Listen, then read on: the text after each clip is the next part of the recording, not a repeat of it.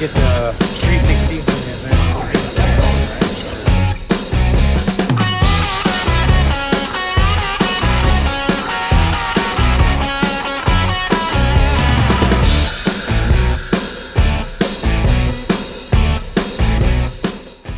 Hi, my name is Yara. I'm from Colton High School. Today it was fun. It was my first time doing a competition like this. I expected a little bit to be different, but I liked the environment. I didn't like working under pressure, but I still think I did all right.